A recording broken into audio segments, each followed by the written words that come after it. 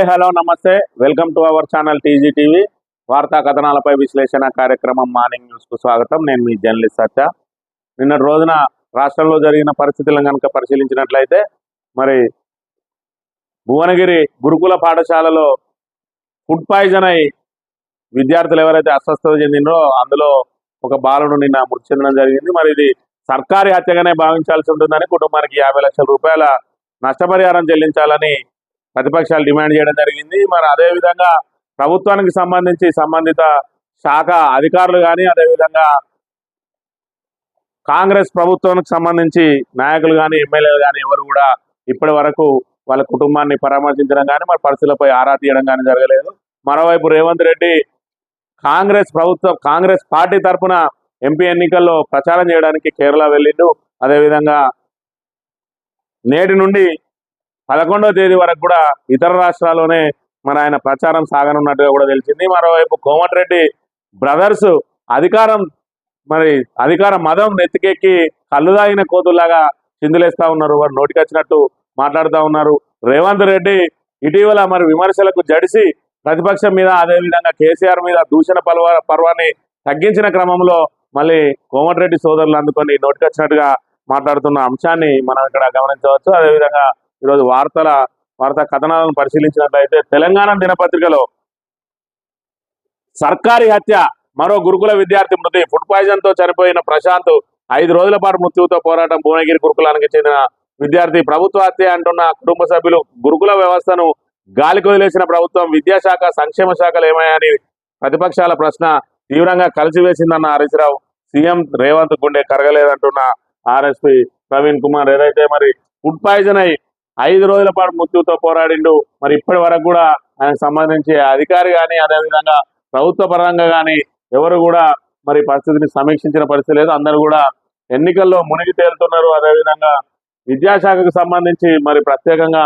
మంత్రి కూడా లేని పరిస్థితులలో ఇక్కడ విద్యాశాఖ అస్తవ్యస్తమైంది. మరోవైపు మరి సీఎం రేవంత్ గుండె కరుగుదలేదు. ఇక్కడ పేద విద్యార్థులు అందరూ కూడా మరి ఫుడ్ పాయిజన్ అయ్యి అందులో ఒక విద్యార్థి చనిపోతే కూడా కనీస స్పందన లేదు. ఆయన ఎన్నికల కోలాహలంలో మునిగి తేలిండు. మరి ఆయన సీటు కాపాడడానికే ప్రయత్నం చేస్తున్నాడని చెప్పి కూడా ఆయన మీద తీవ్ర విమర్శలు వస్తున్నాయి. మరో గురుకుల విద్యాజ్యోతి ఆరిపోయింది. ఎన్నో ఆశలతో చిగురించిన విద్యా కుసుమం నేలరాలింది. గురుకుల విద్యాలయాలను కాంగ్రెస్ ప్రభుత్వం గాలికి వదిలేసింది.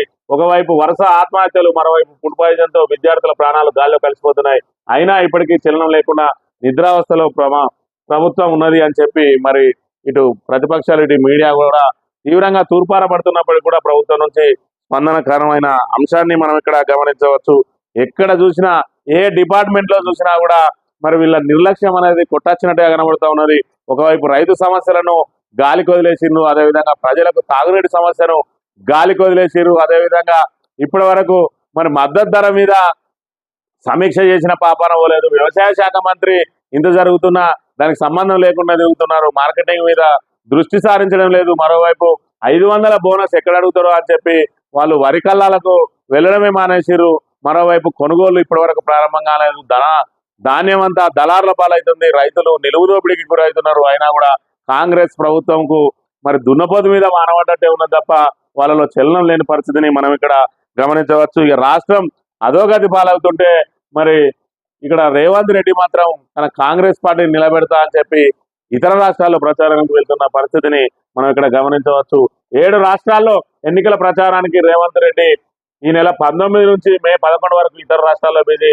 కాంగ్రెస్ తరఫున ఎన్నికల ప్రచారం 50 సభలు 15 రోడ్ షోల్లో పాల్గొంటున్న రేవంత్ రెడ్డి విద్యార్థులు రైతుల ఆత్మహత్యలపై సమీక్షించకపోవడంపై విమర్శలు అని చెప్పి మరి ఏదైతే ఇక్కడ నూతనంగా అధికారంలోకి వచ్చిందో 6 గ్యారంటీలని 420 హామీలు ఇచ్చి మరి ప్రజలను బురిడి కొట్టించిన రేవంత్ రెడ్డిని మరి ఇతర రాష్ట్రాల్లో కూడా వాడుకోవాలని కాంగ్రెస్ ప్రభుత్వం ఆయన ఎన్నికల ప్రచార సరళిని మరి 19వ తేదీ అంటే ఈ రోజు నుంచే ఇక్కడ నోటిఫికేషన్ రిలీజ్ అయింది. ఈ రోజు నుంచే నామినేషన్ల స్వీకరణ జరుగుతూ ఉన్నది. మరి ఈ తరుణంలో మే 11వ తేదీన పూర్తి స్థాయిలో ప్రచారం బంద్ అయ్యే అవకాశం ఉన్నది. అయినప్పటికీ కూడా ఆయనను రాష్ట్రంలో కాకుండా ఇతర రాష్ట్రాల్లో ప్రచారానికి వాడుకోవడానికి ప్రయత్నం చేస్తూ ఉన్నది. మరోవైపు రేవంత్ రెడ్డి మీద మరి తెలంగాణలో తీవ్ర వ్యతిరేకత వ్యక్తమవుతున్న నేపథ్యంలో ఆయనను ఇక్కడ ప్రచారానికి తగ్గించి మరి ఇతర రాష్ట్రాల్లో వాడుకుంటే ఇక్కడ ముఖ్యమంత్రి అధికారంలోకి వచ్చి ఇంకా ఇతర రాష్ట్రాల్లో మరి కాంగ్రెస్ ప్రభుత్వ నైజం ఇంకా బయట రాష్ట్రాల్లో అన్నిటికీ తెలియలేదు కాబట్టి ఈయనకున్న ఏదైతే నూతనంగా వచ్చిన నూతనోత్తేజాన్ని ఇతర రాష్ట్రాల్లో వాడుకొని ఒక ముఖ్యమంత్రిని ప్రచారానికి దించి మరి ఎంపీ సీట్లను ఇతర రాష్ట్రాల్లో సాధించాలని, అదేవిధంగా ఏకకాలంలో మరి ఇక్కడ రేవంత్ రెడ్డి మీద ఉన్న తీవ్ర వ్యతిరేకతకు ఆయన ప్రజల్లోకి వెళ్ళలేని పరిస్థితి ఉన్నాయి కాబట్టి మరి ఆయన చెప్తే మళ్ళీ నమ్మే అవకాశం లేదు కాబట్టి మరి ఇక్కడ స్టార్ క్యాంపెయినర్లను వేరే వాళ్ళను పెట్టుకొని ఇక్కడ ఓట్ల ఎన్నికల కోలాహలం నుంచి గట్టెక్కడానికి ప్రయత్నం చేస్తున్న పరిస్థితిని మనం గమనించవచ్చు. రాష్ట్ర ముఖ్యమంత్రి, రాష్ట్ర విద్యాశాఖ మంత్రిగా కూడా ఉన్న రేవంత్ రెడ్డి కేరళ పర్యటన వెళ్లారు. లోక్సభ ఎన్నికల నేపథ్యంలో ఆయన కాంగ్రెస్ పార్టీ తరఫున అక్కడ ప్రచారంలో పాల్గొన్నారు. 2 రోజుల పాటు ఆయన ఎన్నికల ప్రచారం చేయనున్నారు. రాష్ట్రంలోని గురుకుల విద్యార్థుల మరణాలను పట్టించుకోకుండా రేవంత్ రెడ్డి రాజకీయ కార్యక్రమాల్లో పాల్గొనడంపై ఇప్పటికే విమర్శలు వస్తున్నాయి. రేవంత్ రెడ్డిని జాతీయ స్టార్ క్యాంపెయినర్ గా కాంగ్రెస్ ప్రకటించింది. 7 రాష్ట్రాల పిసిసిలు రేవంత్ ను ప్రచారానికి రావాలని పిలిచాయి. దీంతో కేరళతో పాటు మరో 6 రాష్ట్రాల్లో రేవంత్ రెడ్డి ఎన్నికల ప్రచారంలో పాల్గొననున్నారు. అయితే ఇక్కడ ఒక అంశాన్ని మనం ఇక్కడ గమనించాలి. ముఖ్యంగా 7 రాష్ట్రాలలో మరి ఈయనను జాతీయ స్టార్ క్యాంపెయినర్ గా పెట్టిండు. కానీ ఏకకాలంలో ఇక్కడ మరి ఎన్నికలు ముగిసిన తర్వాత ఇక్కడ 4వ విడత ఎన్నికల షురువు అవుతున్న వేళ మరి ఈ రోజే నోటిఫికేషన్ రిలీజ్, ఈ రోజు నుంచే మరి నామినేషన్ల స్వీకరణ జరుగుతూ ఉన్నది.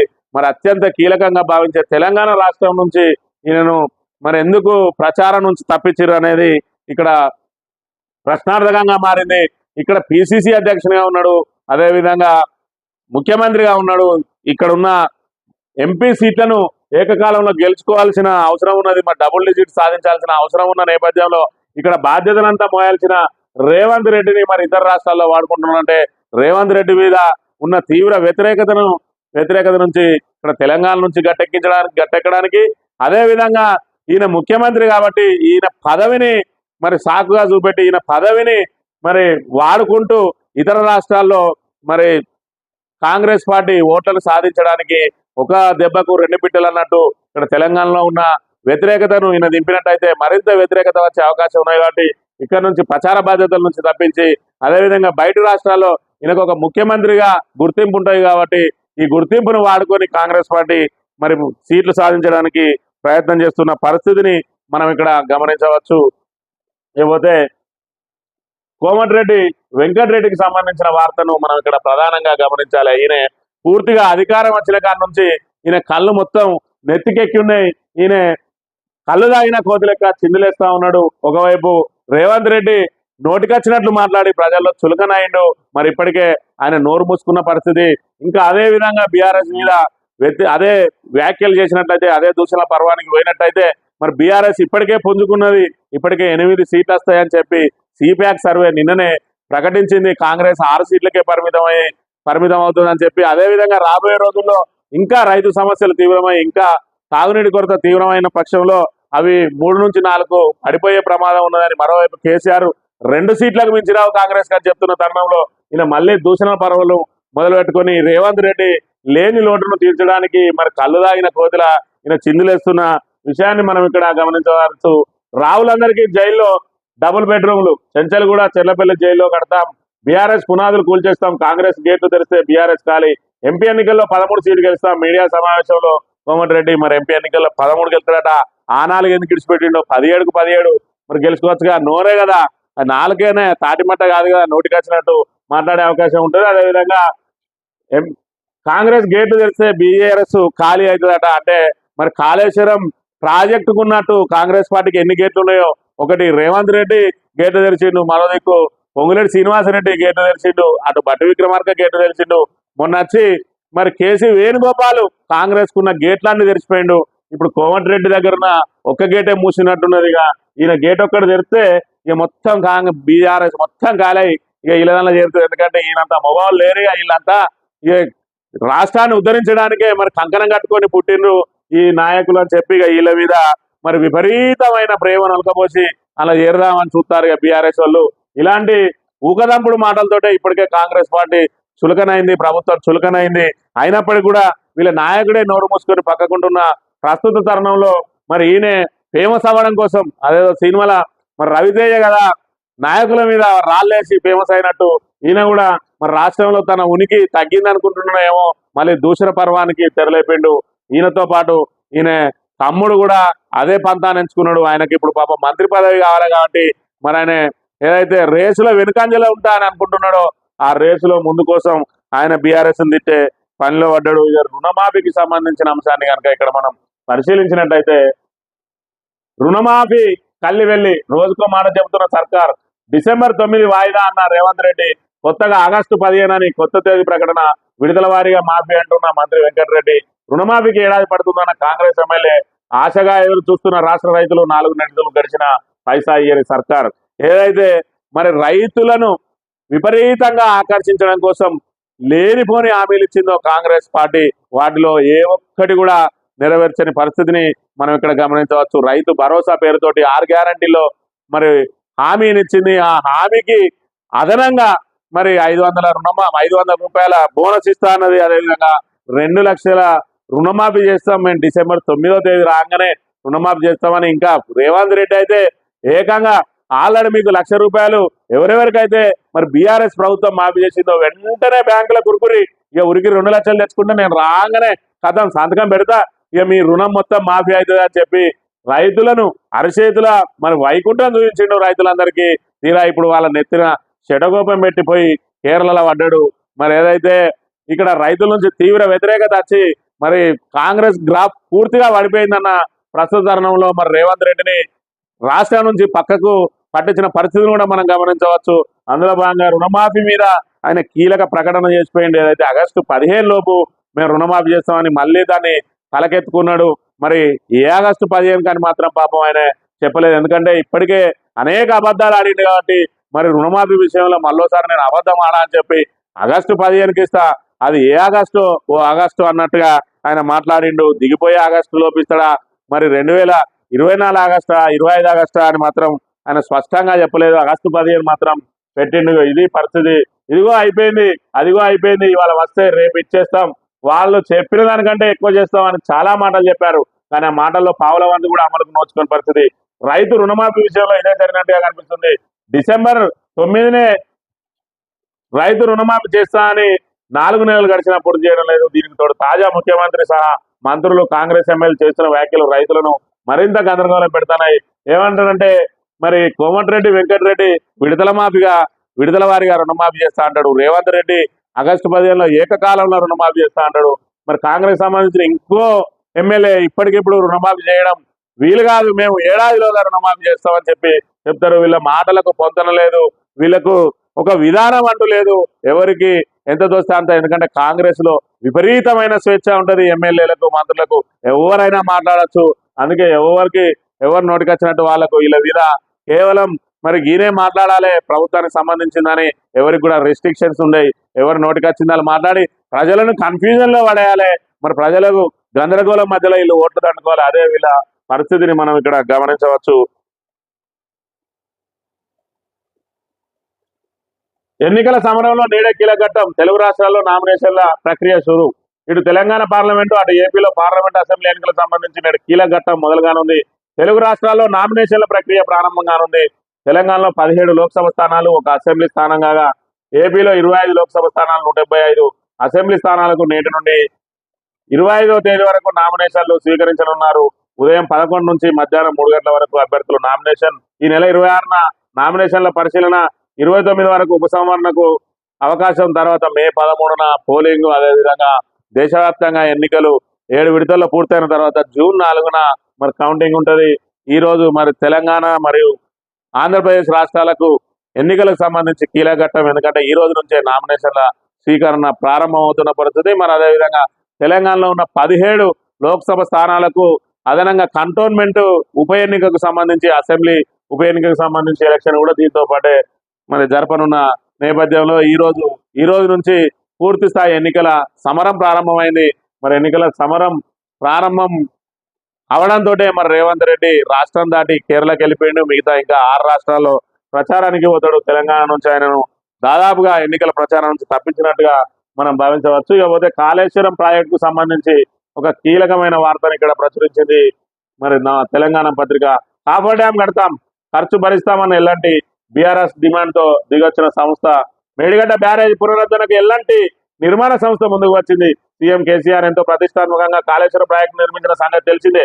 గత ఏడాది అక్టోబర్ నెలలో మేడిగడ్డ 7వ బ్లాక్లోని 19, 20, 21 పిల్లర్లు కుంగిపోయాయి. అప్పుడు ప్రతిపక్షంలో ఉన్న కాంగ్రెస్ తీవ్ర విమర్శలు చేసింది. ఇక కాంగ్రెస్ అధికారంలోకి వచ్చిన తర్వాత సైతం మేడిగడ్డ విషయంలో విమర్శలు చేయడం మొదలుపెట్టింది. దీంతో బీఆర్ఎస్ పార్టీ మేడిగడ్డను రిపేర్ చేయాలని ప్రాజెక్టు నిర్మించిన ఎల్ఎన్డి సంస్థను డిమాండ్ చేయడంతో వాళ్ళు కాఫో డ్యాం కట్టడానికి ముందుకొచ్చినట్టుగా మనం ఇక్కడ గమనించవచ్చు. అదేవిధంగా నిన్న మొన్న ఏదైతే మేడిగడ్డకు సంబంధించి మరి అధికారులు, ఇరిగేషన్ అధికారులు మరి నిర్మాణ సంస్థలతోటి సంప్రదింపులు జరిపిండ్రు. అదేవిధంగా తాత్కాలికంగా మరి కాఫర్ డ్యాం కట్టాలని చెప్పి వాళ్ళు ప్రతిపాదనలు చేసిరో దాని మీద ప్రభుత్వం సీరియస్ గా ఉన్నది. ఏదైతే మరి ఉత్తమ్ కుమార్ రెడ్డి వాళ్ళ మీద, ఇరిగేషన్ అధికారుల మీద సీరియస్ గా ఉన్నాడు. మా ప్రభుత్వ విధానం, మేము కాళేశ్వరాన్ని ఎండబెట్టడానికే మేము సిద్ధపడి ఉన్నాం. మరి ఎన్డీఎస్ఏ వాళ్ళ నివేదిక వచ్చే వరకు మేము రిపేర్లు చేయమని అన్నాం కాబట్టి మా మాట పోతుంది అని చెప్పి మరి ఇరిగేషన్ అధికారుల మీద ఒత్తిడి తెచ్చి దాన్ని విరమించుకోవాలని చెప్పి ఒత్తిడి తెచ్చిన పరిస్థితిని మనం ఇక్కడ గమనించవచ్చు. ఎందుకంటే మరి కాళేశ్వరాన్ని నిరర్ధకం అని చెప్పినాం. ఈరోజు మళ్ళీ ఎన్డీఎస్ఏ నివేదిక రాకముందే మరి కాఫో డ్యాం కట్టినట్టు ఉంటే ఇప్పటి వరకు మనం చేసింది ఉద్దేశపూర్వకమని ప్రజలందరికీ తెలిసిపోతాయి. కాబట్టి మరి మమ్మల్ని సంప్రదించకుండా, మా విధానం తెలియకుండా మీరు ఎట్లా చేస్తారని చెప్పి అధికారుల మీద ఆయన జులుం ప్రదర్శించిన పరిస్థితిని మనం గమనించవచ్చు. ఒకవైపు ఇరిగేషన్ అధికారులు కొట్టుమిట్టాడుతూ ఉన్నారు ప్రభుత్వ నిర్ణయాలతోటి. వాళ్ళ తెలివి తక్కువతనంతో ఉన్న నీళ్లను బయటకు వదిలేసిండ్రు. ఇంకా నీళ్లను కేవలం కాఫో డ్యాం కట్టి పైకి పంపే అవకాశం ఉన్నా కూడా రాష్ట్రం అంతా కూడా కరువును సృష్టించిండ్రు. కాంగ్రెస్ ఓట్ల కోసం కరువును తీసుకొచ్చిందని చెప్పి అధికారులు మదన పడుతున్న పరిస్థితిని కూడా మనం ఇక్కడ గమనించవచ్చు. ఇక ఎంపీ ఎన్నికల్లో మరి మాదిగలకు జరిగిన అన్యాయం పట్ల కాంగ్రెస్ సీనియర్ నేత మోతుకుపల్లి నరసింహులు నిన్న ఒక మీడియా ఛానల్కి ఇచ్చిన ఇంటర్వ్యూలో మరి రేవంత్ రెడ్డి మీద కీలక వ్యాఖ్యలు చేసిండు. మాదిగలంటే రేవంత్ రెడ్డికి చిన్న చూపు, కాంగ్రెస్ లో అంటరాని వాళ్ళుగా చూస్తున్నారు. రేవంత్ రెడ్డి లాంటి సీఎం ను చూడలేదు, కడియం ఓడిపోతాడు, సర్వేలన్నీ బోగస్, రేవంత్ రెడ్డి అనుకున్న వాళ్ళకే టికెట్ అని చెప్పి మరి మాదిగల మీద రేవంత్ రెడ్డి చిన్న చూపు చూస్తా ఉన్నాడు. మరి 3 స్థానాలు రిజర్వ్డ్ స్థానాలు ఉంటే మరి 3 స్థానాల్లో, అదేవిధంగా కంటోన్మెంట్ ఉప ఎన్నిక వస్తే అది కూడా రిజర్వ్డ్ స్థానం. ఈ 4 స్థానాలలో ఒక్క మాదిగ కూడా టికెట్ ఇవ్వకుండా మరి రేవంత్ రెడ్డి ఈ విధంగా అవి చేస్తున్నాడు. ఆయన చేసిన సర్వేలన్నీ కూడా బోగస్. ఏదైతే మరి వరంగల్ ఎంపీ స్థానాన్ని బీఆర్ఎస్ నుంచి తీసుకొని మరి కడియం కావ్యకి ఇవ్వడం పట్ల ఖచ్చితంగా కడియం కావ్యను మాదిగలే ఓడిస్తారని చెప్పి చెప్తున్న పరిస్థితి. అదేవిధంగా సర్వేలన్నీ కూడా బూటకం, కేవలం తాను అనుకున్న వాళ్ళకే టికెట్లు కేటాయించడం కోసం సర్వేల పేరుతోటి మరి రేవంత్ రెడ్డి నాటకం ఆడుతున్నాడు అని చెప్పి కూడా ఆయన సంచలన వ్యాఖ్యలు చేసిన పరిస్థితిని మనం ఇక్కడ గమనించవచ్చు. ఇక నమస్తే తెలంగాణ విషయానికి వస్తే, తెలంగాణపై బీజేపీ సర్కార్ జలకడ్గం. మన గోదావరి నీళ్లు తమిళనాడుకు తరలించే కుట్ర. తెలంగాణ ఆమోదించకపోయినా ఆమోదించినట్టే నట. గోదావరి కావేరీ అనుసంధానంతో ప్రమాద గంటికలు. తమిళనాడులో ఓట్ల కోసం మోదీ బీజేపీ రాజకీయం. తెలంగాణలో నీటి ప్రయోజనాలకు శాశ్వత విఘాతం. ఛత్తీస్గఢ్ వాటాను తరలిస్తామంటూను కల్లబొల్లు మాటలు. కృష్ణా జలాల్లోనూ కర్ణాటక, మహారాష్ట్రకు అదనపు వాటా. గోదావరిలో మిగులుపై లెక్కలు తేల్చని ఎన్డబ్ల్యూడిఏ. మరో బాబ్లీ పోతిరెడ్డిపాళ్ల మారనున్న ఇచ్చంపల్లి భావితరాలకు తీరని అన్యాయమని నిపుణుల ఆందోళన. ఏదైతే మరి గోదావరి కావేరీ నదుల అనుసంధానంతో మరి మన తెలంగాణకు ప్రమాద గంటికలు ఏర్పడుతున్నాయని చెప్పి ఇక్కడ నమస్తే తెలంగాణ ప్రధాన వార్తను ప్రచురించింది. తెలంగాణపై బీజేపీ సర్కార్ జల ఖడ్గం అని. ఏదైతే తమిళనాడులో ఇప్పటి వరకు బీజేపీకి పట్టు లేదు. మరి బీజేపీకి పట్టు సాధించాలంటే గోదావరి జలాలను మరి తమిళనాడుకు తరలించి ఏదైతే మరి తమిళ ప్రజలను ఆకర్షించి బీజేపీ తమిళనాడులో పాగా వేయాలని ప్రయత్నం చేస్తున్న పరిస్థితి. అందుకు ఇటు కృష్ణా జలాలను, అదేవిధంగా గోదావరి జలాలను వాడుకొని ఇతర రాష్ట్రాలలో తమ పరపతి పెంచుకోవడానికి ప్రయత్నం చేస్తుంది. అందులో భాగంగా కృష్ణా జలాల్లో కర్ణాటక, మహారాష్ట్రకు అదనపు వాటా కూడా ఇవ్వబోతున్నదని, అదేవిధంగా గోదావరి నీళ్లకు సంబంధించి మరి ఏదైతే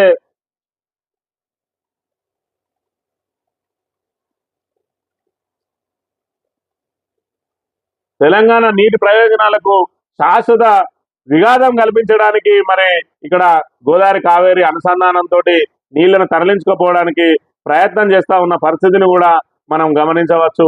ఇది 6 దశాబ్దాల పాటు కృష్ణా జలాల్లో తీరని అన్యాయానికి గురైన తెలంగాణకు ఇటు గోదావరి జలాల్లోనూ శాశ్వత విఘాతం కలిగించే కుట్రకు తెరలేసింది. 9.5 ఏళ్ల పాటు కృష్ణా జలాల్లో న్యాయమైన వాటా తేల్చకుండా కాలయాపన చేసిన కేంద్రంలోని బీజేపీ ప్రభుత్వం మరో కుతంత్రం చేస్తున్నది. తెలంగాణ గడ్డ మీద నుంచి ప్రాంతానికి దక్కాల్సిన గోదావరి జలాలను ఏకంగా తమిళనాడుకు తరలించేందుకు రంగం సిద్ధమైంది. తెలంగాణ ప్రయోజనాలతో మాకు ఎలాంటి సంబంధం లేదు, అవేవి మాకు పట్టవు అనే రీతిలో ఏకపక్షంగా ఈ ప్రాజెక్టును ఆగమేఘాల ముందుకు తీసుకుపోతున్నదని చెప్పి ఏదైతే మరి మేడిగడ్డకును సమ్మక్క బరాజ్కు మధ్యలో ఇచ్చంపల్లి దగ్గర మరి ఇక్కడ ప్రాజెక్టును నిర్మించి ఇవన్నిటిని కూడా గోదావరి కావేరికి అనుసంధానం చేయడానికి అదేవిధంగా నీటిని తమిళనాడుకు తరలించడానికి భారీ కుట్రలు జరుగుతున్నాయని చెప్పి ఇక్కడ నమస్తే తెలంగాణ మరి తెలంగాణ ప్రజల ఆవేదనకు సంబంధించిన వార్తను ఇక్కడ ప్రచురించిన పరిస్థితిని మనం గమనించవచ్చు. ఇకపోతే కలెక్టర్ లోడ్ రిటర్న్ అధికారులు చెప్పిన వడ్ల లారీని తిప్పి పంపిన వ్యాపారులు క్వింటా వడ్లు మిల్లుకు చేరలే ధాన్యపు రాశులు ఎక్కడివక్కడే కాంటాపై సర్కార్ కాలయాపన కొనుగోలుకు తాలుపేచి కొనుగోలు కేంద్రాల్లోనూ నానా అవస్థలు పడుతున్న రైతులు ఏదైతే మరి గత ప్రభుత్వం హయాంలో మరి క్వింటాలకు 4 కిలోలు 5 కిలోలు 6 కిలోలు కటింగ్ చేసిన పరిస్థితిని మరి దాని మీద తీవ్రంగా విమర్శలు చేసిన కాంగ్రెస్ పార్టీ ఈరోజు మరి కొనుగోలు ఒక్క గింజ కూడా మేము అదనంగా జోకమని చెప్పి ఈరోజు మరి తాలు తప్ప అవన్నిటినీ క్లీన్ చేయమని చెప్పి మరి ఇప్పటి వరకు ఒక్క లోడు కూడా మిల్లుకు చేరిన పరిస్థితి, ఒక క్వింటాల్ కూడా మిల్లుకు చేరిన పరిస్థితి. ఆల్రెడీ కలెక్టర్ లోడ్ చేయించి పంపిందని కూడా వ్యాపారులు తిప్పి పంపిన వల్ల తాలు తప్ప ఎక్కువ ఉన్నది, అవన్నిటినీ ప్యాడ్ క్లీన్ చేయాలని చెప్పి మరోవైపు తెలంగాణ రైతాంగం అంతా కూడా మరి హార్వెస్టర్ల ద్వారా ధాన్యం కట్ చేసుకొని వచ్చి సీదా మరి కొనుగోలు కేంద్రాలలోనే వేస్తారు. దానిలో మరి ఏదైతే తాలు తప్ప అవన్నిటిని వేరు చేయడానికి ప్యాడ్ క్లీన్ చేయడానికి ఎవరు కూడా ముందుకు రారు. ఆ కూలి డబ్బులు ఏదో మేమే భరిస్తాం, ఎంతో కొంత కట్ చేయరు అని చెప్పే పరిస్థితి ఉంటుంది. ఆ పరిస్థితులలో గత ప్రభుత్వం మరి ఇక్కడ స్థానిక అధికారులు స్థానిక నాయకుల సమన్వయంతో ఎంతో కొంత కట్ చేసి మరి ధాన్యాన్ని తరలించిన పరిస్థితి. ఈరోజు మేము ప్రతిష్టాత్మకంగా ఒక గింజ కూడా తక్కువ చేయమని చెప్పి ఏదైతే ఊకదంపుడు ఉపన్యాసాలు ఇచ్చారో కాంగ్రెస్ నాయకులు దాన్ని మరి అమలు చేయడంలో మాత్రం విఫలమైండ్రు. ఈ రోజు వరకు కూడా ఇంకా ధాన్యం కొనుగోలు జరుగుతలేవు. ఏదైతే ప్యాడీ క్లీన్ చేయమంటే మరోవైపు రైతులు మాత్రం అట్లనే చేస్తాం, మేము గత ప్రభుత్వ హయాంలో అట్లనే చేసినాం, మరి ఎంతకాని మేము ప్యాడీ క్లీన్ చేస్తాం అని కొంతమంది క్లీన్ చేసినా కూడా మరి పంపిస్తే అందులో ఇంకా తాలున్నదని చెప్పి వ్యాపారులు మరి తికమక పెట్టి రిటర్న్ పంపుతున్నారు. ఏకంగా కలెక్టర్ పంపిన ధాన్యాన్ని రిటర్న్ పంపుతున్నారు. ఇప్పటి వరకు ఒక క్వింటాల్ కూడా కొనుగోలు చేయలేదు. ఈ పరిస్థితులలో మరి కటింగ్ లేకుండా నాయకులు ఏ విధంగా మరి ధాన్యం కొనుగోలు చేపడతారో చూడాలి. ఇప్పటికే వీళ్ళు తాత్సారం చేయడంతో దళారులకు అమ్ముకుంటారు. మరి ఏదైతే 500 బోనస్ చెల్లించాల్సి వస్తుందని డ్రామాలు ఆడుతున్న ప్రభుత్వం మరి ఇప్పటి వరకు ధాన్యాన్ని అధికారికంగా కొనుగోలు చేపట్టడం లేదు. అందులో భాగంగా రైతులే మరి తప్పనిసరి పరిస్థితుల్లో దళారులకు అమ్ముకునే విధంగా పరిస్థితులు సృష్టించినట్టుగా మనం ఇక్కడ భావించవచ్చు. మరి ధాన్యం కొనుగోలు చేసి ఎక్కడ ఎమ్మెల్యేలు అధికారులు అదేవిధంగా పర్యవేక్షణ చేసి ఖచ్చితంగా రైతులను చివరి గింజ వరకు కూడా తక్షణమే కొనుగోలు చేయాలి. ఒకవైపు మరి అకాల వర్షాలు వచ్చి మరి ఇప్పటికే ఏదైతే పంట కరువుతోటి పంట నష్టపోయారో ఇప్పుడు అకాల వర్షాలతోటి వచ్చిన ధాన్యాన్ని కూడా మరి ఇబ్బందులు పడుతున్న పరిస్థితి. ఇక్కడ మరి ధాన్యం అకాల వర్షంతో ఇక్కడ ధాన్యం పూర్తిగా జనగామ జిల్లా బచ్చన్నపేట మండలం బండనాగారంలో ఇలా మట్టిపాలైన దృశ్యాలను కూడా ఇక్కడ మనం గమనించవచ్చు. మరోవైపు రాష్ట్రంలో నెలకొన్న కరువు పరిస్థితులు మరి రైతులు దుర్భర పరిస్థితులు అనుభవిస్తున్న నేపథ్యంలో మరో రైతు బలవన్మరణం చెందిన సంఘటన ఇక్కడ గమనించవచ్చు. నీళ్లు లేక ఎండిన పంటలు అప్పులు తీర్చే మార్గం లేక కానరాక ఆత్మహత్య అని మరో రైతు ఇక్కడ నేలరాలిండు. ఇది మరి అదేవిధంగా కాంగ్రెస్ కు రైతు కలవరం, అన్నదాతల ఆగ్రహాన్ని తట్టుకోలేకపోతున్న ప్రభుత్వం, ఏ హామీ అమలు కాక రైతుల్లో పెరుగుతున్న అసహనం, ఆ వర్గం అంతా దూరం అవుతున్నదని అస్తంపాటి ఆందోళన ఇట్టే కొనసాగితే ఎన్నికల్లో భంగపాటు తప్పదు అని చెప్పి ఇక్కడ పరిశోధనాత్మక కథనం ప్రచురించింది ఇక్కడ నమస్తే తెలంగాణ పత్రిక. ఇక గురుకుల విద్యార్థికి సంబంధించి మరి నిన్నటి రోజున గురుకుల విద్యార్థి మృతి చెందితే ఆయన అక్కడికి వచ్చిన నాదుడు లేడు, దానికి సంబంధిత మరి ఏదైతే విద్యాశాఖ ఉన్నదో ఆ శాఖకు సంబంధించి మంత్రే లేడు, అది సీఎం వద్దనే ఉన్నది.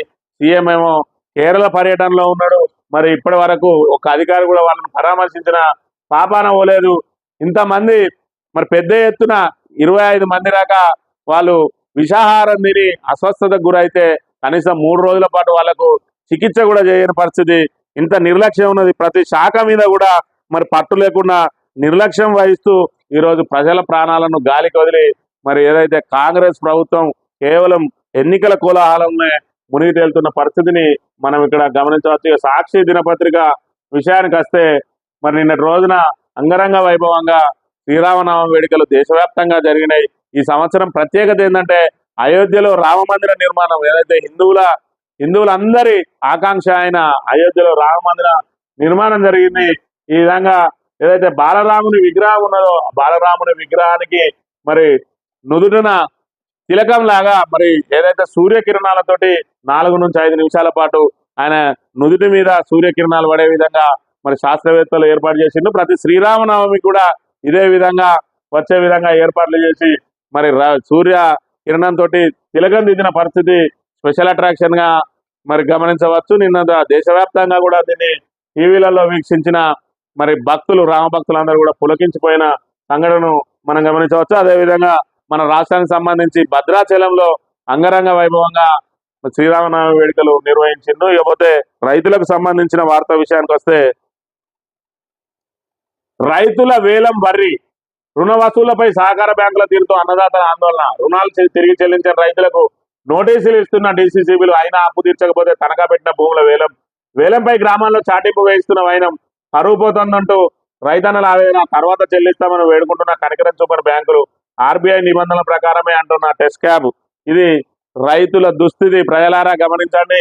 రాష్ట్రంలో మరి రైతులు ఎంత దీనావస్థలో ఉన్నారో మనం గమనించవచ్చు. ఒకవైపు ఇటు కరువు కాటకాలతోటి, మరోవైపు ఇక్కడ ప్రభుత్వ సహకారం కరువై మరి అదే విధంగా ప్రభుత్వం ఇప్పుడు వచ్చిన కాంగ్రెస్ ప్రభుత్వం ప్రతిపక్షంలో ఉన్న సమయంలో ఎన్నికల సమయంలో రైతులను ఆశ పెట్టి మరి 2 లక్షల రుణాలు మీరు ఇప్పుడే తీసుకోండి, తీసుకున్న వాళ్ళకు మాఫీ చేస్తాం, ఇప్పుడు తెచ్చుకున్న వాళ్ళకు కూడా మాఫీ చేస్తాం, వెంటనే వెళ్ళి బ్యాంకుల కురుకురి పోయి పట్టుకచ్చుకోరి అని చెప్పి మరి వాళ్ళని రెచ్చగొట్టి మరి అప్పుల పాలు చేసిన పరిస్థితిని మనం గమనించవచ్చు. ఇప్పుడు ఆ అప్పులకు మరి బ్యాంకులు ఆగస్టులో రుణమాఫీ చేస్తా అని చెప్పి తప్పనిసరి పరిస్థితుల్లో చెప్తున్నాడు. అది కూడా దాటవేసే మాటనే. మరి రుణమాఫీ చేసేటైతే బ్యాంకులను రైతుల మీద ఒత్తిడి లేకుండా ఆపాల్సిన ప్రభుత్వం ఆ దిశగా కృషి చేయడం లేదు. దాంతో మరి ఇటు ప్రభుత్వ సహకార బ్యాంకులు కూడా రైతుల భూములను వేలం వేస్తున్న పరిస్థితి. దాంతో రైతులు గోసపడుతున్న విషయాన్ని మనం ఇక్కడ ప్రధానంగా గమనించవచ్చు. నేడే నోటిఫికేషన్ తెలంగాణ ఏపీలో ఈ రోజు నుంచే నోటిఫికేషన్ అని చెప్పి మరి అదేవిధంగా గతంలో ఆయా పార్టీల బలాబలాలను కూడా ఇక్కడ ప్రచురించింది సాక్షి దినపత్రిక. 2014-2019 సాధారణ ఎన్నికల్లో బీఆర్ఎస్ 2014లో 11, 2019లో 9 సీట్లు, అదేవిధంగా కాంగ్రెస్ 2014లో 2, 2019లో 3, బీజేపీ 2014లో 1 స్థానం, అదేవిధంగా 2019లో 4 స్థానాలు, ఎంఐఎం మరి 2014లో 1 స్థానం, 2019లో 1 స్థానం, టీడీపీ వైఎస్ఆర్సీపీలు 2014లో ఒక్కొక్క స్థానాన్ని గెలిచింది. అప్పుడే మరి కొత్తగా ప్రభుత్వం ఏర్పడ్డది, తెలంగాణ ఏర్పడ్డది. తెలంగాణ ఏర్పడిన తర్వాత అప్పుడు టీడీపీ 1, వైఎస్ఆర్సీపీ 1 సీట్లు గెలిచినా కూడా ఆ తర్వాత క్రమంలో వైఎస్ఆర్సీపీ, టీడీపీ 2 కూడా కనుమరుగైపోయిన పరిస్థితి. మరి ప్రస్తుత పరిస్థితులలో 2019లో 9 సీట్లు గెలిచిన బీఆర్ఎస్ పార్టీకి ఇప్పుడు మళ్ళీ 8 సీట్లు వస్తాయని చెప్పి సిపాక్ సర్వే నిన్ననే ప్రకటించింది. అదేవిధంగా కాంగ్రెస్ కూడా 6 సీట్లకే పరిమితం అవుతుందని, అదేవిధంగా బీజేపీ కేవలం మోడీ చరిష్మాతోటే ముందుకు పోతున్నాయి కాబట్టి వాళ్లకు సిట్టింగ్ స్థానాలన్నీ గల్లంతైతాయి. కొత్తగా చేవెళ్లను, మహబూబ్ నగర్ లో మరి బీజేపీ పాగా వేసే అవకాశం ఉన్నది. పాత సిట్టింగ్ స్థానాలన్నింటినీ కూడా కోల్పోతుందని చెప్పి నిన్నటి సర్వేలో వెల్లడించింది సిపాక్ సర్వే. అదేవిధంగా కాంగ్రెస్ ఎండగడుతూ బీజేపీ ఎదురుదాడి. 10 ఏళ్లలో జరిగిన అభివృద్ధి సంక్షేమాన్ని ప్రస్తావిస్తూ ప్రచార వ్యూహంపై బీఆర్ఎస్ శ్రేణులకు దిశానిర్దేశం. నేడు తెలంగాణ భవన్లో కేసీఆర్ అధ్యక్షతన సమావేశం. బస్సు యాత్ర రోడ్ మ్యాప్, సభల షెడ్యూల్ ఖరారు. ఎక్కడికక్కడ నేతల ఇళ్లలోనే అధినేత బస. అభ్యర్థులకు బీఫారాలు, ఖర్చులకు 95 లక్షలు. మరి ఏదైతే కాంగ్రెస్ ను ఎండగడుతూ అదేవిధంగా బీజేపీపై ఎదురుదాడి చేస్తూ అంటే కేంద్ర రాష్ట్ర ప్రభుత్వాల మీద దాడి చేస్తూ మరి ఎక్కడికక్కడ ప్రజలను అప్రమత్తం చేసి ప్రజా సమస్యలను ప్రస్తావిస్తూ మరి ఇక్కడ ఎంపీ ఎన్నికల్లో గట్టెక్కాలని, అదేవిధంగా రైతు సమస్యల ఎజెండాగా ముందుకు సాగుతా ఉన్నది. దానికి సంబంధించి మరి బస్సు యాత్ర చేయడానికి మొత్తం 17 నియోజకవర్గాల్లో అంటే ఎంఐఎంకు సంబంధించిన దాన్ని విడిచిపెట్టిన కూడా 16 నియోజకవర్గాల్లో కూడా మరి 100కు పైగా నియోజకవర్గాల్లో బస్సు యాత్ర చేయడానికి రోడ్ మ్యాప్ కూడా రెడీ అయింది. ఎక్కడికక్కడ మరి స్థానిక నేతల ఇళ్లలోనే ఆ రోజు బస చేసి తెల్లారి నుంచి మళ్ళీ యథావిధిగా బస్సు యాత్ర ప్రారంభించడానికి సిద్ధమైంది. అదేవిధంగా ఈ రోజే అభ్యర్థులందరికీ బీఫారాలు ఇచ్చి మరి ప్రభుత్వం నిబంధనల మేరకు ఏ పాటైతే ఖర్చు పెట్టాలనో వాటికి సంబంధించిన చెక్కులు కూడా పార్టీయే అందించడానికి ఏర్పాట్లు చేసినట్టుగా మనం ఇక్కడ గమనించవచ్చు.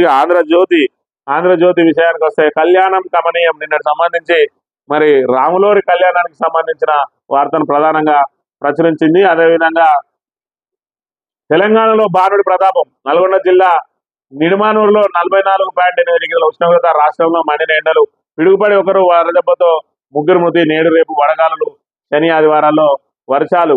ఏదైతే మరి వట్టిపోయి నెర్రలు బారిన నల్గొండ మండలం రామారం చెరువుకు సంబంధించిన ఫోటోలు ఇక్కడ ప్రదర్శించింది తెలంగాణలో బాణుడి ప్రతాపం అని.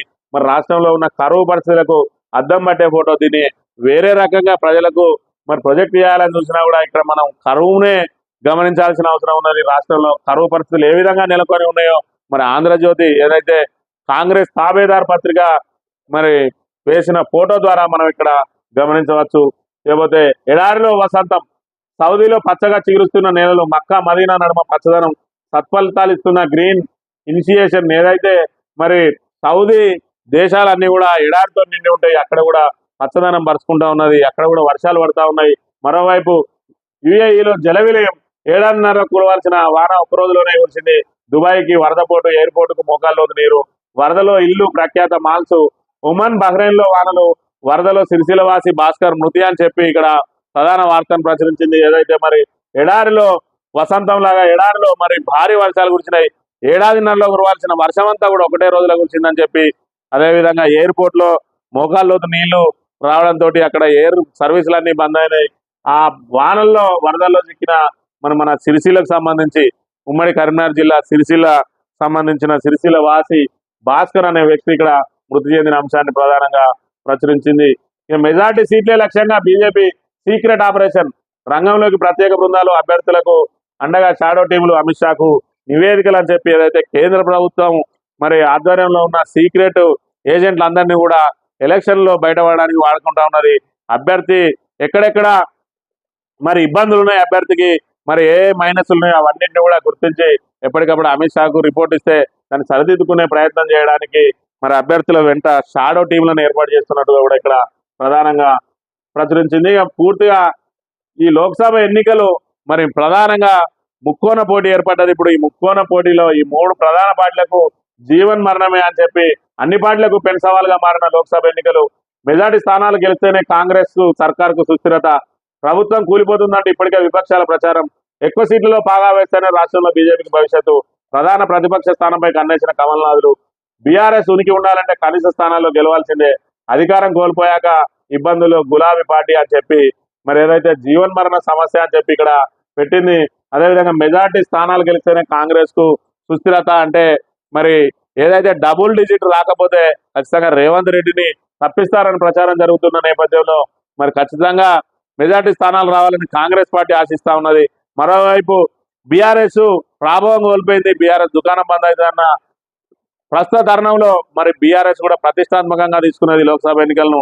ఇప్పటికే మరి 8 సీట్లు గెలుస్తారని సర్వేలు చెప్తున్న నేపథ్యంలో ఖచ్చితంగా మరి డబుల్ డిజిట్ సాధించాలనే ఉద్దేశంతో మరి కేసీఆర్ గారు ఆరోగ్యం సహకరించకున్నా కూడా ఖచ్చితంగా రోడ్ల మీదకి ఎక్కడానికి బస్సు యాత్రలు ప్లాన్ చేసుకున్నాడు. ప్రతి నియోజకవర్గంలో సుడిగాలి పర్యటన చేయడానికి ప్రయత్నం చేస్తున్న పరిస్థితి. మరోవైపు ఎక్కువ సీట్లలో పాగా వేయాలని బీజేపీ ప్రయత్నం చేస్తా ఉన్నది. ఇప్పటికే 4 స్థానాలు సిట్టింగ్లు ఉన్నాయి. మరోవైపు అది కూడా డబుల్ డిజిట్ సాధించాలని వస్తుంది. మరోవైపు 2 స్థానాలకే పరిమితం అవుతుందని కూడా సిప్యాక్ సర్వే చెప్తున్న పరిస్థితులు మనం గమనించవచ్చు. మరి రాష్ట్రంలో 3 పార్టీల మధ్య పోరు ఇంత ప్రతిష్టాత్మకంగా జరుగుతున్న ప్రస్తుత పరిస్థితులలో మరి నూతనంగా ఎన్నికైన ముఖ్యమంత్రి రేవంత్ రెడ్డి పిసిసి అధ్యక్షునిగా కూడా ఆయనే ఉన్నాడు. మరి పూర్తి ఏదైతే 4వ విడతలో ఈ రోజు నుంచే నామినేషన్ల పర్వం శురు అయింది. మరి పరిస్థితులలో ఆయనకు పూర్తి స్థాయి బాధ్యతలు రాష్ట్రాన్ని అప్పగించాల్సిన మరి కాంగ్రెస్, జాతీయ కాంగ్రెస్ ఆయనను బయట రాష్ట్రాల్లో తిప్పడంలో ఆంతర్యం ఏంటన్నది అర్థం కాకుండా ఉన్నది. అంటే రేవంత్ మీద పూర్తి స్థాయి వ్యతిరేకత వచ్చిందని చెప్పి సునీల్ కనుగోలు సర్వే ఏదైతే కేసీ వేణుగోపాల్కు నివేదిక ఇచ్చిండ్రో మరి ఆయన వచ్చి వెళ్ళిన మరుక్షణమే ఆయన 7 రాష్ట్రాలలో ప్రచారానికి తిప్పాలని కాంగ్రెస్ భావిస్తున్న పరిస్థితి. ఈ పరిస్థితులలో అంటే రేవంత్ రెడ్డి ప్రభావం తగ్గిపోయింది, రేవంత్ రెడ్డి చరిష్మా తగ్గిపోయింది, రేవంత్ రెడ్డి అబద్ధాలతోటి 6 గ్యారెంటీలతోటి అదేవిధంగా అస్తవ్యస్త నిర్ణయాలతోటి మరి ఆయన దూషణలతోటి ప్రజల్లో పలచనైండు. అదేవిధంగా ఈ రోజు కనుక రేవంత్ రెడ్డి ప్రచారానికి వెళ్ళినట్టయితే సీట్లు మరింత లోపలికి పోయే అవకాశం ఉంటుందని చెప్పి ఈ రోజు మరి ఆయనను ప్రచార బాధ్యతలను తప్పించినట్టుగా కూడా భావించవచ్చు. ఇకపోతే ఆ 32 కోట్లు ఎవరివి? అసెంబ్లీ ఎన్నికల వేళ పట్టుబడిన నగదును ఎవరు తీసుకెళ్లిన వైనం 43 కోట్లలో తీసుకెళ్లింది 11 కోట్లే. సొమ్మును కోర్టుకు సమర్పించిన అధికారులు లెక్కలు చూపలేకే డబ్బును వదిలేశారా? గత నెల రోజుల్లో 14.3 కోట్లు స్వాధీనం అని చెప్పి ఏదైతే మరి ఎన్నికల సమయంలో లెక్కలు చూపకుండా డబ్బులు నగదును పట్టుకెళ్తున్న వాళ్ళ దగ్గర నుంచి స్వాధీనం చేసుకున్న డబ్బులలో 11 కోట్లకే లెక్కలు చూపించారు. ఇంకా 32 కోట్ల కోసం మరి లెక్కలు చూపించడానికి ఎవరు కూడా ముందుకు రావడం లేదు. అదంతా నల్లధనంగానే భావిస్తున్నట్టుగా మనం ఇక్కడ గమనించవచ్చు. అదేవిధంగా మరి కోమటిరెడ్డి కళ్ళు తాగి చిందులేసే కోతి లాంటి కోమటిరెడ్డి 3 నెలల్లో బీఆర్ఎస్ ను బొంద పెడతాం, కేసీఆర్ మా జోలికొస్తే తడాక చూపిస్తాం, 30 మంది ఎమ్మెల్యేలు వస్తామంటున్నారు, లోక్సభ ఎన్నికల్లో మీకు ఒక్క సీటు రాదు, కవిత జైలుకి వెళ్ళడంతో కుటుంబానికి మెంటల్ లేచింది, ఆమెకు 2 నెలల దాకా బెయిల్ రాదు, యాదాద్రి ప్లాంట్ అవినీతిపై జగదీష్ జైలుకి, ఎన్నికల కోడ్ తర్వాత రుణమాఫీ అమలు, రాష్ట్ర మంత్రి కోమటిరెడ్డి వెంకటరెడ్డి ఈయనకు నిజంగానే పిచ్చి పట్టింది, లేకపోతే అధికార మదం తలకెత్తింది, లేకపోతే మరి 30 మంది ఎమ్మెల్యేలు వస్తా అంటే మరి నేను గేట్లు మూసుకొని ఉన్నాడా, కేసీ వేణుగోపాలే కుక్కచ్చినా నక్కచ్చినా చేర్చుకోండి అని చెప్పిపోయిన పరిస్థితి. ఈరోజు ఎమ్మెల్యేలు వస్తా అంటే కూడా ఈయనేదో మరి అవసరం లేదని ఏదో నీతి వ్యాఖ్యలు పలికినట్టు చెప్తాడు. అట్లయితే మరి దానం నాగేందర్ని ఎందుకు చేసుకున్నారు, కడియం శ్రీహరిని ఎందుకు చేర్చుకున్నారు, తెల్లం వెంకట్రావుని ఎందుకు చేర్చుకున్నారు, మరి ఈ సందర్భంగా సమాధానం చెప్పాలి. లేకపోతే కవితకు బెయిల్ రాదట, బెయిల్ రాదు, కుటుంబానికి మెంటల్ ఎక్కిందంటే మరి నీ కొడుకు చచ్చిపోయిన రోజు కూడా మరి కోమటిరెడ్డి వెంకటరెడ్డికి కొడుకు చచ్చిపోయిండు మెంటల్ ఎక్కిందని చెప్పి మరి ఆ రోజు నువ్వు ప్రతిపక్షంలో ఉన్న రోజు బీఆర్ఎస్ మాట్లాడకుండా నిన్ను ఓదార్చిన పరిస్థితులను మర్చిపోయి ఈరోజు ఒక ఆడబిడ్డ అక్రమ కేసులో జైలుకి వెళ్తే అది అక్రమ కేసు అని కాంగ్రెస్ కూడా చెప్తున్నప్పటికీ మరి ఇక్కడ నువ్వు వచ్చి 2 నెలల దాకా బయటకు రాదంటున్నావు. మరి లిక్కర్ స్కామ్ నిజంగానే ఉంటే మీ ప్రధాన భాగస్వామ్య పక్షం ఆపే అందులో ప్రధాన పాత్ర ఉన్నది. మరి తప్పైతే మీ కాంగ్రెస్దే తప్పవుతుంది. మరి ఇవేమి నిలవకుండా నోటికొచ్చినట్టు మరి కళ్ళు తాగిన కోతిలాగా మాట్లాడుతున్న వెంకటరెడ్డి వ్యాఖ్యలను ప్రజలందరూ కూడా గమనించాలి. అధికార మదంతో తలతిక్క మాటలు మాట్లాడుతున్న వీళ్ళకు మరి ఓట్ల ద్వారానే బుద్ధి చెప్పాల్సిన అవసరం కూడా ఉన్నదని ప్రజలు భావించినప్పుడే ఇలాంటి మాటలకు తెరబడుతుందనే విషయాన్ని గమనించాలి. లేకపోతే మనకు గవర్నర్ గా చేసిన తమిళిసై ఈమె ఇప్పుడు తమిళనాడు నుంచి బీజేపీ అభ్యర్థిగా పోటీ చేస్తా ఉన్నది. ఆమె గవర్నర్ గా వచ్చిన రోజు నుంచి కూడా బీజేపీ లీడర్ గానే వ్యవహరించింది. గవర్నర్ గా ఉన్నప్పుడు నా ఫోన్ ట్యాప్ చేశారని ఇప్పుడు చిలక పలుకులు వలుకుతూ అక్కడ ఒక మీడియాకు ఇంటర్వ్యూ ఇచ్చింది. 2022లోనే చెప్పా, నాటి సర్కారు విషయాన్ని పక్కదారి పట్టించింది. ప్రస్తుత దర్యాప్తులో నేను చెప్పింది నిజమని తేలింది. మాజీ గవర్నర్ తమిళిసై సౌందరరాజన్ కీలక వ్యాఖ్యలు.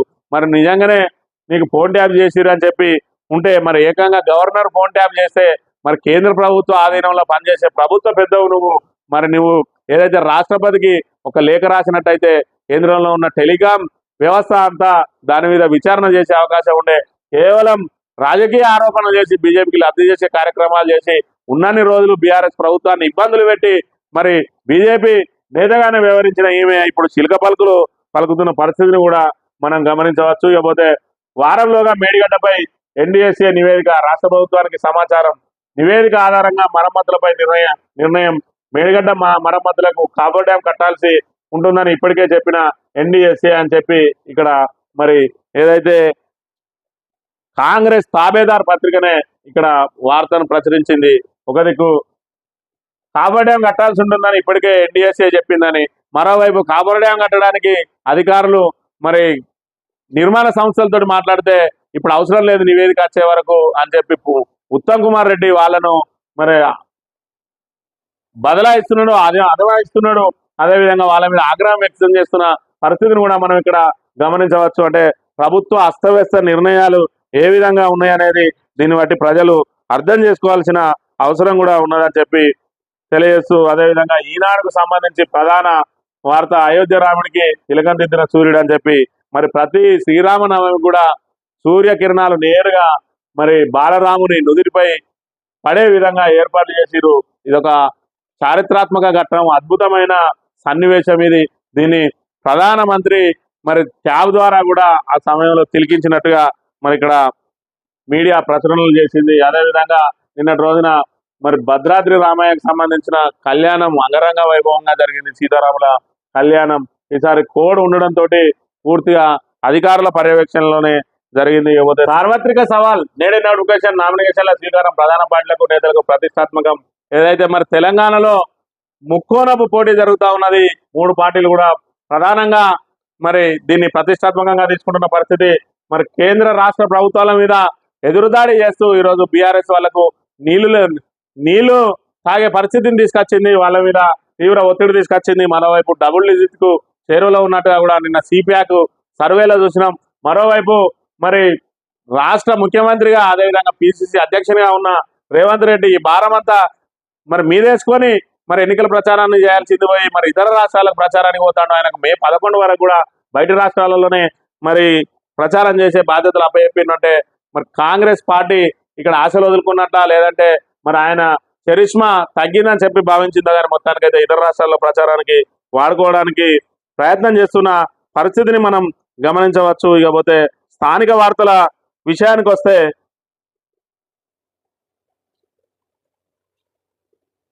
పెద్దపల్లి ఎంపీ కరీంనగర్ ఎంపీ అభ్యర్థి బీఆర్ఎస్ ఎంపీ అభ్యర్థి నిన్న ప్రచార కార్యక్రమం భాగంగా కాంగ్రెస్ అభ్యర్థి దొరకడం లేదు, ఇప్పుడు ఏదో చేస్తారని ప్రగల్భాలు పలుకుతున్నారు. ఈ బండి 5 ఏళ్లలో సాధించిందేం లేదు, నన్ను గెలిపిస్తే ప్రశ్నించే గొంతుకనవుతా, కేంద్రంలో ఏ ప్రభుత్వం నా కొట్లాడి నిధులు తెస్తా. కరీంనగర్ పార్లమెంట్ బీఆర్ఎస్ అభ్యర్థి వినోద్ కుమార్ ఏదైతే మరి నిన్న ప్రచార కార్యక్రమంలో పాల్గొంటూ కాంగ్రెస్ పార్టీకి అభ్యర్థి దొరకడం లేదు, మరి ఇక్కడ బండి సంజయ్ కూడా 5 ఏళ్లలో చేసింది ఏం లేదు కాబట్టి ప్రజలు నన్ను ఆదరించాలి, నేను ప్రజా సమస్యల కోసం పోరాడతా అని చెప్తున్న పరిస్థితి. మరోవైపు ఇక్కడ కరీంనగర్ స్థానంలో బీఆర్ఎస్ బీజేపీ పోటీలు పడి ప్రచారం చేస్తా ఉన్నారు. మరి బలమైన 2 అభ్యర్థులు ఉన్న ఇక్కడ మరి కాంగ్రెస్ కేవలం డమ్మీ అభ్యర్థి కోసం ప్రయత్నం చేస్తున్నట్టుగా కనబడతా ఉన్నది. ఒకవైపు ఈ రోజు నుంచి నామినేషన్ల పర్వానికి తెరలేసింది, అయినప్పటికీ ఇంకా మరి అభ్యర్థి ప్రకటించలేదు. మరోవైపు ఖమ్మానికి కరీంనగర్కు పీఠముడి పడి ఉన్నది. ఏదైతే అక్కడ రెడ్డికి ఇస్తే ఇక్కడ రావుకి ఇవ్వాలని, అక్కడ ఇతర అభ్యర్థికి ఇస్తే ఇక్కడ రెడ్డికి ఇవ్వాలని చెప్పి ఆలోచనలో ఉన్నట్టు ఇక్కడ అలిగిరెడ్డి ప్రవీణ్ రెడ్డికి మధ్యలో అదేవిధంగా వెలిచాలకు మధ్యలో ఇద్దరి మధ్యలో పోటీ నెలకొన్నది. అది కూడా వాళ్ళు 2వ స్థానం కోసం మాత్రమే పోటీ పడుతున్నారు. మొదటి 2 స్థానాల్లో బీఆర్ఎస్ బీజేపీ పోరాడుతున్న సంగతి మనకి ఇక్కడ తెలిసిందే. మరోవైపు ఖమ్మం తమ ఖాతాలో పడుతుందని భావిస్తున్న కాంగ్రెస్ పార్టీకి నిన్న సిప్యాక్ సర్వే షాక్ ఇచ్చింది. ఖమ్మం మరి ఏదైతే సిట్టింగ్ స్థానం ఉన్నదో అది బీఆర్ఎస్ నిలబెట్టుకుంటుందని చెప్పిన పరిస్థితిని మనం గమనించవచ్చు. ఇకపోతే ఇక్కడ రైతు వరి ఎండిపోయి దిగాలుగా కూర్చున్న రైతుకు సంబంధించిన వార్తను ప్రచురించింది. కమాన్పూర్ పెంచుకెల్పేటలో ఎండిపోయిన పంటలో దిగాలుగా కూర్చున్న రైతు ఇరుగురాల పోసామని చెప్పి అడుగంటిన చివరి ఆశలని ఒక వార్తను ప్రచురించింది నమస్తే తెలంగాణ.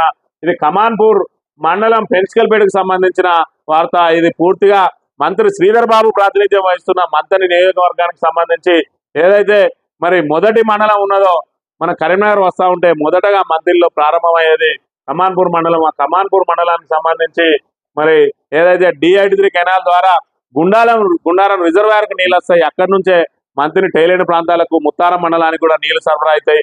అది గుండారం రిజర్వాయర్ ఉన్న మండలంలోని రైతుల దుస్థితి ఈ విధంగా ఉన్నది.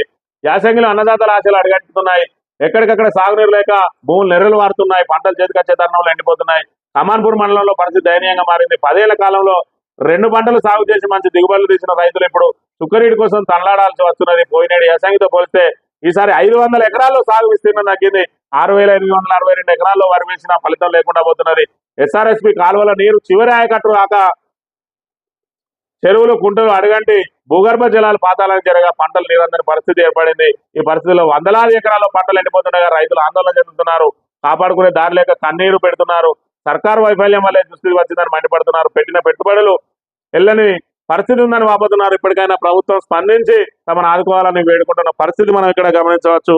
ఇది మంత్రి శ్రీధర్ బాబు ప్రాతినిధ్యం వహిస్తున్న నియోజకవర్గంలోని కమాన్పూర్ మండలం ఏదైతే గుండారం రిజర్వాయర్ ఉన్నదో ఆ రిజర్వాయర్ ప్రాంత ఏరియాలో ఉన్న రైతుల దుస్థితి ఇక్కడనే ఇట్లుంటే ఇక మరి తైలెండ్ ప్రాంతమైన మంతనిలో మరి ముత్తారంలో అటు రామకృష్ణాపురం అయితేంది, అదేవిధంగా మరి సూర్యాపల్లి అయితేంది, ఇతర గ్రామాలలో మరి తేలిన ప్రాంతాలు ఇటు కర్నాల వైపు కానీ నీళ్లు వాళ్ళకి ఏ విధంగా అందుతాయి అనేది మరి చూడాలి. ఒకవైపు కాంగ్రెస్ నాయకుల ఊకదంపుడు ప్రచారాలతోటి నీళ్లు వస్తున్నాయి తెస్తున్నాం ఇక వస్తాయి, మా సారు చెప్పిండు, అధికారులకు ఫోన్ చేసిండు, ఇవాళ ఇస్తాం రేపు ఇస్తాం అని చెప్పి వాళ్ళ మాటలు నమ్మి ఈరోజు వాళ్ళకు భూములు లేకున్నా కూడా కౌలు తీసుకొని వేసిన పరిస్థితి. మరోవైపు ఇక్కడ కౌలు రైతు ఆవేదన గమనించినట్టయితే పెట్టిన పెట్టుబడి రాదు.